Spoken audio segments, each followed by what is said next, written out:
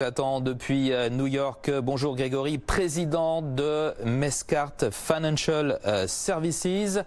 On commence avec la statistique du jour, les commandes de biens durables. Qu'est-ce que ça donne? On avait un bon chiffre au mois de juillet. Là, ce sont les chiffres d'août qui sont tombés.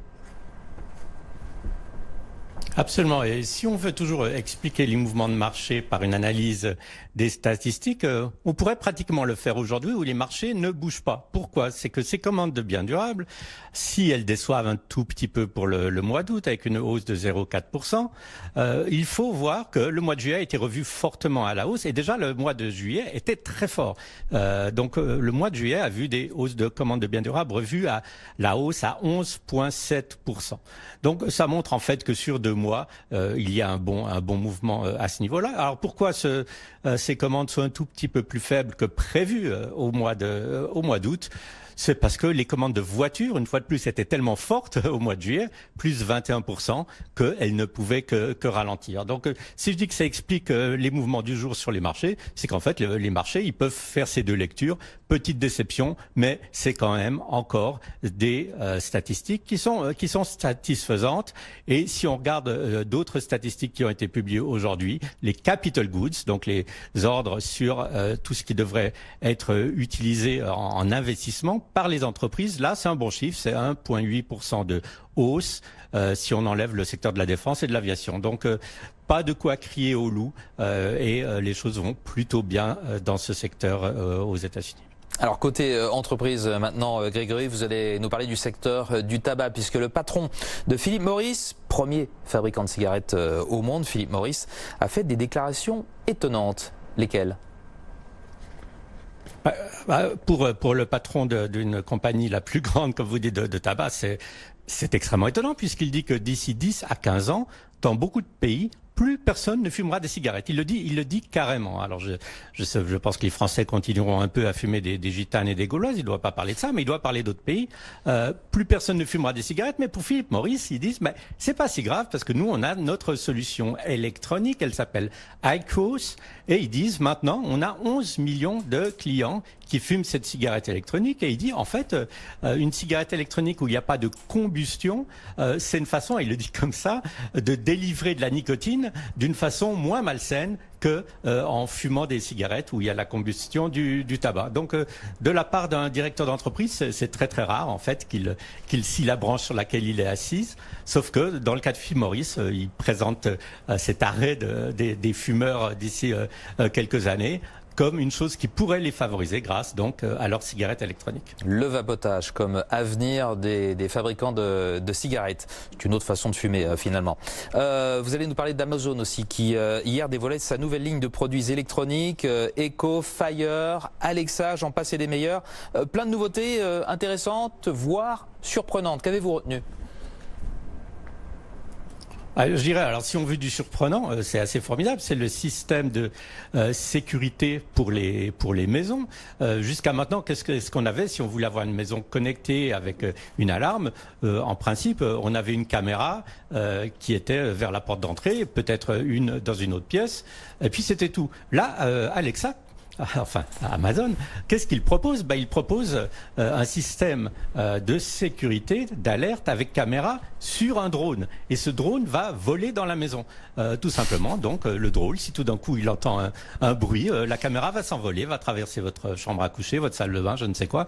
Ça a l'air une fois de plus de la science-fiction, sauf que si vous n'êtes pas à la maison, ça rend les choses déjà beaucoup plus compréhensible. Au lieu juste de surveiller une porte d'entrée ou bien de devoir installer une dizaine de caméras, vous n'aurez donc qu'une caméra qui va se balader selon l'origine d'un bruit suspect. C'est peut-être pas si bête. Ils vont aussi avoir des caméras connectées dans les voitures qui se mettront automatiquement en route quand vous vous ferez arrêter. Alors peut-être que ça c'est une sorte de clin d'œil, même si c'est pas drôle, à ce qui se passe assez maintenant malheureusement souvent aux États-Unis où des gens se font arrêter par la police et ça dégénère avec la police peut-être qui utilise des armes à feu quand elle ne devrait pas.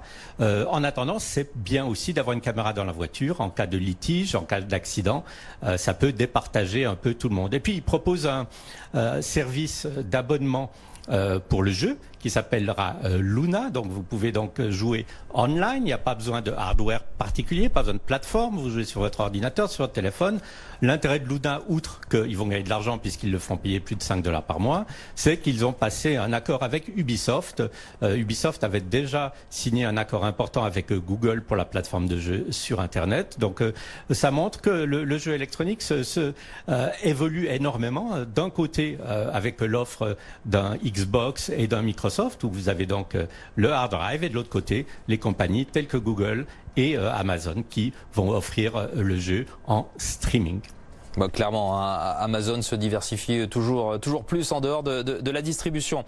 On termine avec le call bull du jour, le call acheteur du jour. Costco, le distributeur. Deux mots des résultats tout d'abord, Grégory, puisque ce sont les résultats du jour.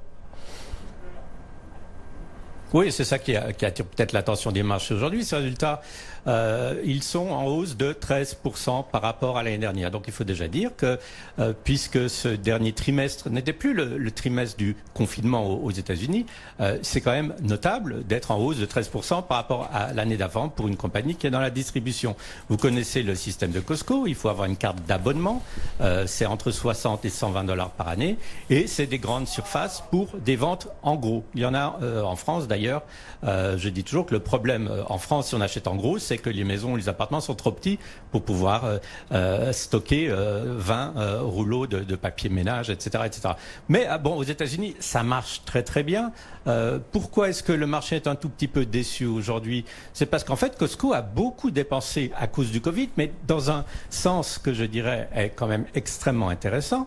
Il les a dépensés tout simplement pour payer des primes importantes à ses employés. Déjà, les employés de Costco sont très très bien traités aux États-Unis. Ils ont des salaires qui sont bien supérieurs à la moyenne.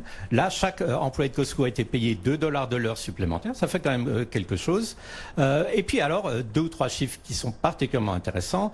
Les ventes sur Internet, on pouvait se dire, bon, vente en gros, c'est pas vraiment l'Internet qui devrait être le médium idéal. Les ventes sur Internet de Costco en hausse de 90%. Donc là, ils sont en train de gagner sur un secteur dans lequel ils n'étaient pas du tout présents. Donc pour moi, Costco, c'est un peu la compagnie qui a toutes les qualités, qui a un fort taux de croissance, qui est à la fois isolée contre une crise, parce qu'en fait, pas un seul magasin de Costco n'avait fermé lors du confinement. Ils étaient estimés commerce indispensable, et quand les choses vont mieux, les ventes repartent très très fort. Eh bien, merci pour ce tour d'horizon de l'actualité américaine sur les marchés, Grégory.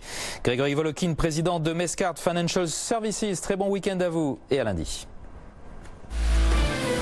BFM Bourse.